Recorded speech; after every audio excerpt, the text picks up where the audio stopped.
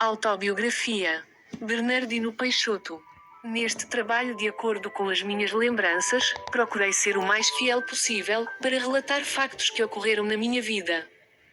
Nasci numa aldeia em Celurico de Basto, na freguesia de Veade, onde fui batizado. Depois fui para Aveleda Braga, vivi com a minha avó Maria Caneiras, numa humilde casa, junto da igreja matriz. Nessa mesma casa vivia um homem que trabalhava de sapateiro. Depois de alguns anos, o meu tio Manel, filho da minha avó, verificou que não havia condições de sobrevivência, convenceu a minha avó a ir viver para a sua humilde casa. Minha mãe não me cantava cantigas de embalar para me trazer o sono. Encantados com o meu sorriso de bebê, fez com que aquele ditado antigo falasse mais alto: onde comem um, comem três. A minha vida foi marcada por uma certa tristeza. Eu rompi com a ideia de ser criança, era sempre feliz, por ser inocente e não perceber os problemas da vida. Eu entendo que todos nascemos para um dia sermos velhos, faz parte da vida, e até mesmo pela sociedade. Vou falar pelo primeiro dia de escola, dos amigos e dos colegas. Lembro perfeitamente do primeiro dia que fui para a escola, no dia 6 de outubro de 1956. Estava muito feliz, e com muitas expectativas, o que realmente consistia a escola, e conhecer novos amigos. Lembro também quem me levou à escola no primeiro dia, foi a minha avó. A escola não ficava muito perto, era um pouco distante. Foi muito importante para mim. O impacto sobre a escola foi positivo. A professora Dona Isabel Carrilho era simpática e atenciosa. Me preocupei mais quando era pequeno. Isto deve-se ao facto de, quando somos pequenos, naquele tempo permitia bater nos alunos, nas mãos, com uma régua de madeira e uma cana a quem não sabia responder às perguntas e não se portava bem. Me afligir no mundo de uma pessoa ou pessoas que desconhecia. Pessoalmente, era o medo ao sentir-me sem proteção. Quanto aos meus colegas, eu gostava de todos. Em relação às brincadeiras,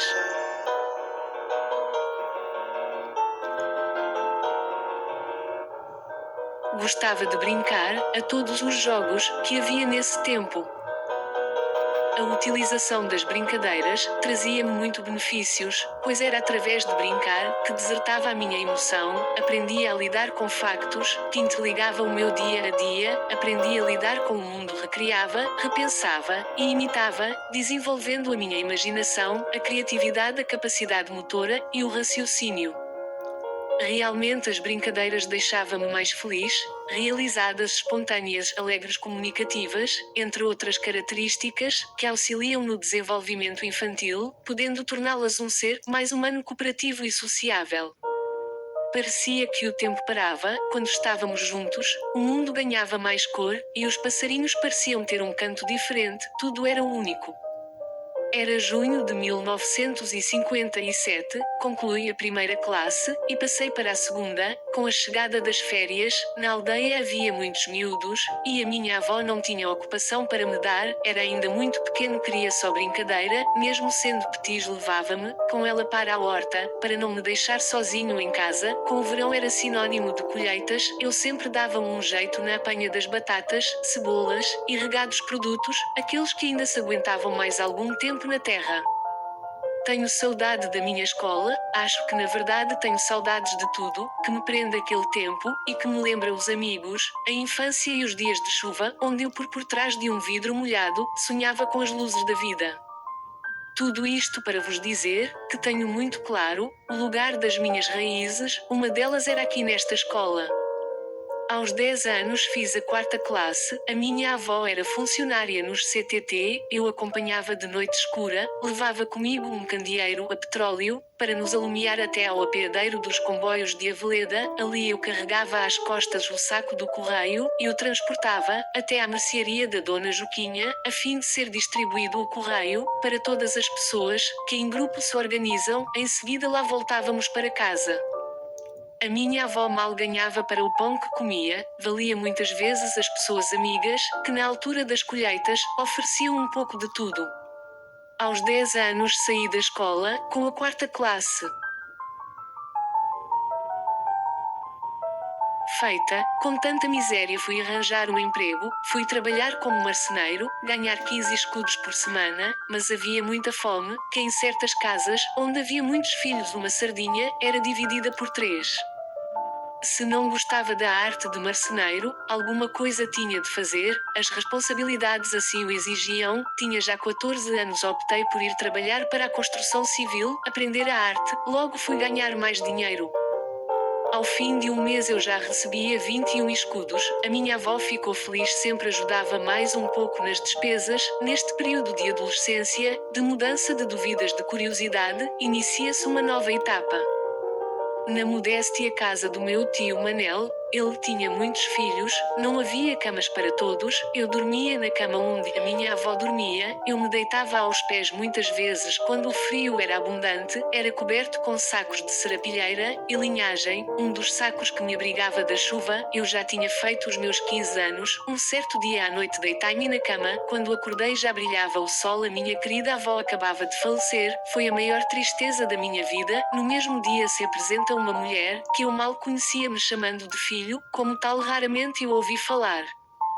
No dia seguinte foi feito o funeral da minha querida avó, essa a quem eu lhe chamava de mãe. Eu, como não queria sair de Aveleda, eu fugi para o apeadeiro, lá para o fundo da linha do comboio, decidi que não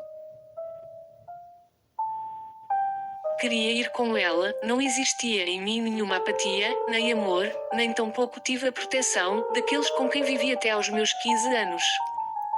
Fui ameaçado por essa mulher, que para mim era uma pessoa estranha, que me ia colocar na titoria, uma prisão do regime para menores.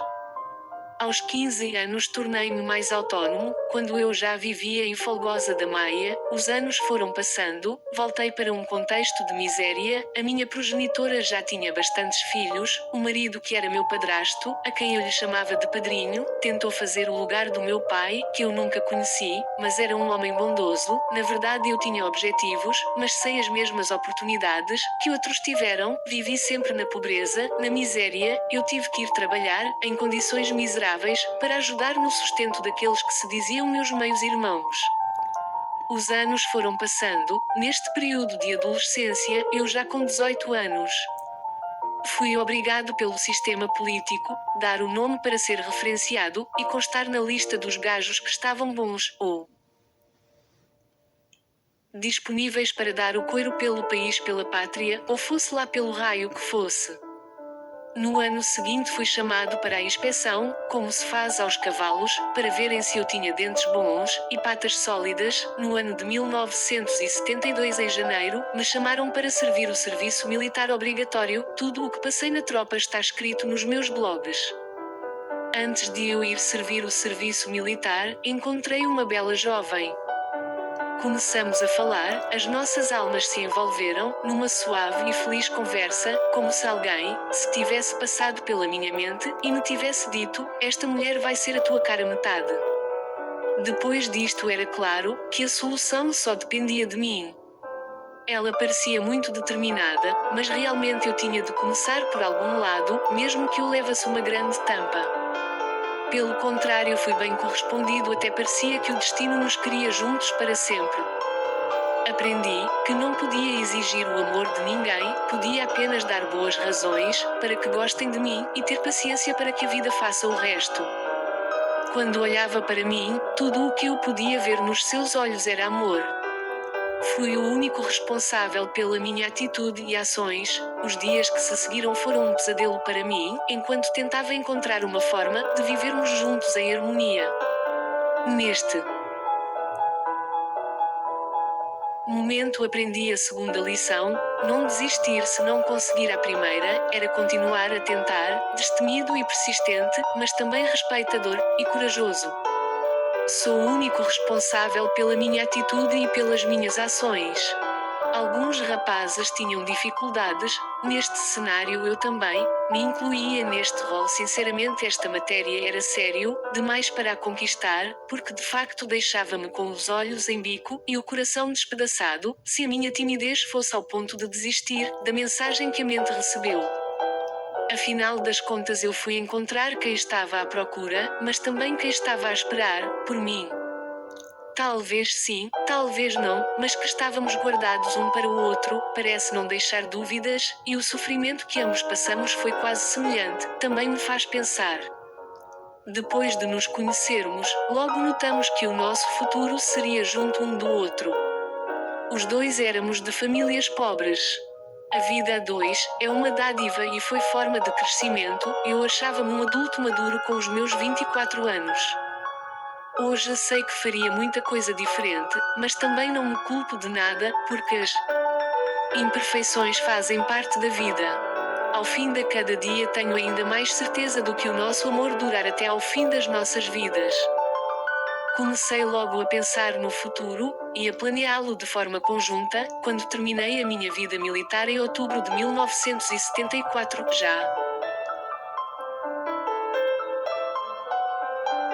Namorávamos há 2 anos, agora só pensava em casar e começar uma vida a dois. Significou que um homem e uma mulher afirmam um para o outro o seu sentimento e a vontade que têm de construir e desfrutar de uma vida em comum.